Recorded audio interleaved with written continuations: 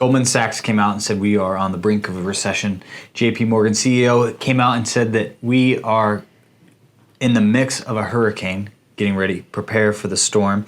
Gas prices are up $1 from January to now, and they are projected to hit up to $10 a gallon.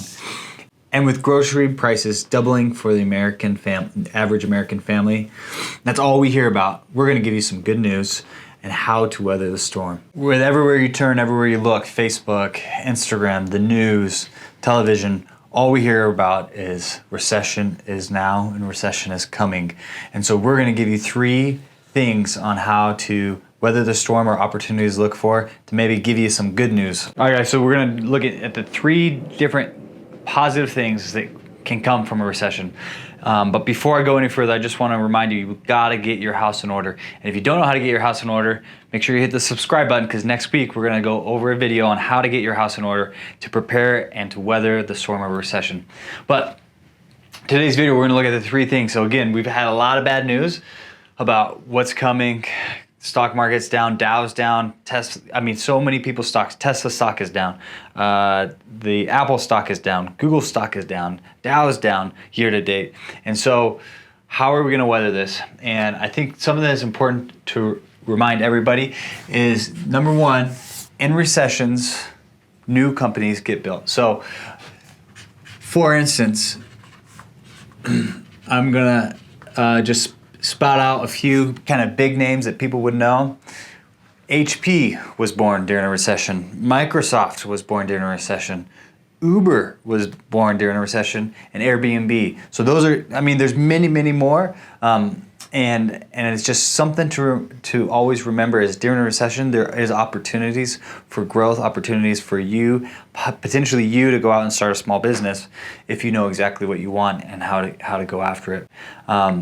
Because which is the second thing. The second thing is pruning. So during a recession, a lot of pruning happens. And what do I mean by that? So everybody knows when you prune a tree, I often think of a tree, like if I was a tree and I got pruned, the tree's probably not like, oh, that feels good to get cut. No, it probably is like, ouch, that hurts. Ouch, that hurts. But the pruner, the arborist knows, okay, if I cut this branch, this branch, this branch, then the fruit is going to be bigger and the fruit's going to be better. And so during a recession, we see pruning. We'll see pruning happen. What do I mean by that? Right now, a lot of people that I've talked to that own small businesses, sometimes they just have to hire whoever to fill the space because they need somebody in that space. Where if we go into a recession, which it looks like it, even article that I was reading through, we have a bunch of companies that are doing big layoffs, 2,000 people, 700 people here, 2,000 people here.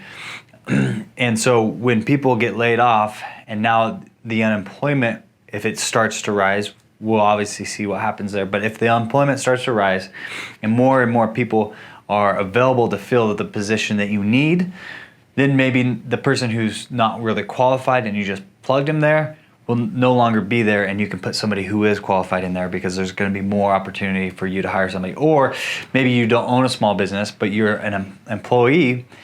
Well, and that's important that you yourself are working hard and you put in all the work before, you did the grind, you've been working hard, you've been loyal, and there may be opportunities for you to grow, for you to shine, for you to actually be noticed on the things that you've done, because now all of the chaos of, okay, we just got to hire whoever is gone, and they've been able to sift out the weeds, per se, and now the real fruit will rise to the top. And so pruning is a very good thing in our market. Also, something that I personally, I'm a real estate associate broker, right? And so something we've seen is since I've been in real estate, the numbers have doubled for real estate agents. Not only that, but the numbers have also doubled, and this is just in our market, and numbers have almost tripled for loan officers. And so when the market gets shaky, the market gets hard, I believe that there is going to be a pruning of real estate agents and loan officers. And so us and our team who have been putting in the hard work, continually doing the right things, I believe that that's going to help us weather the storm and potentially the oversaturated market of real estate agents will kind of get pulled back because some of that pruning will happen.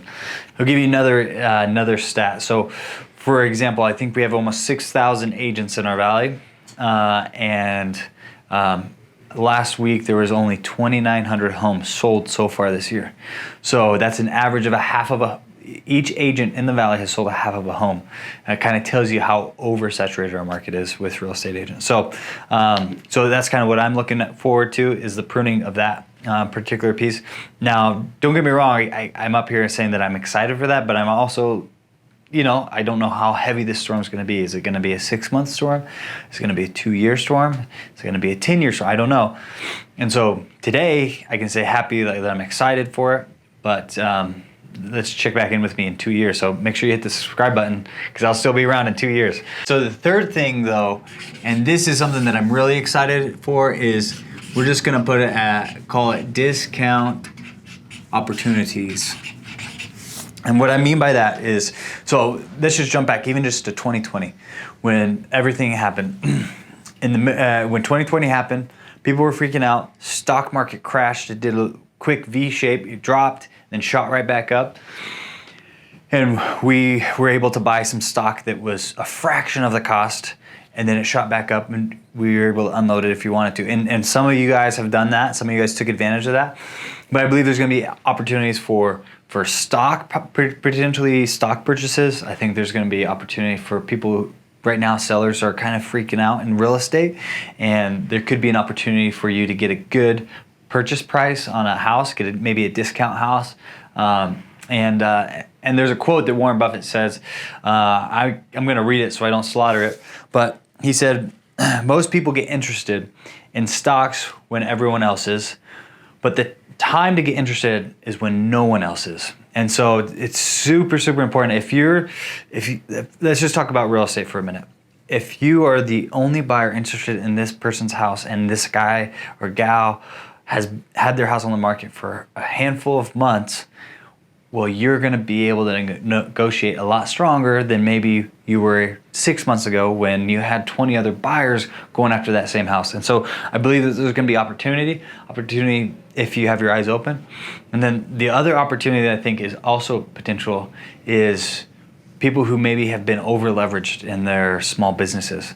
And so there could be an opportunity for you to maybe pick up a small business, buy a small business from somebody who maybe be over leveraged, or they're freaking out because, oh my gosh, their sales are down or their production is down.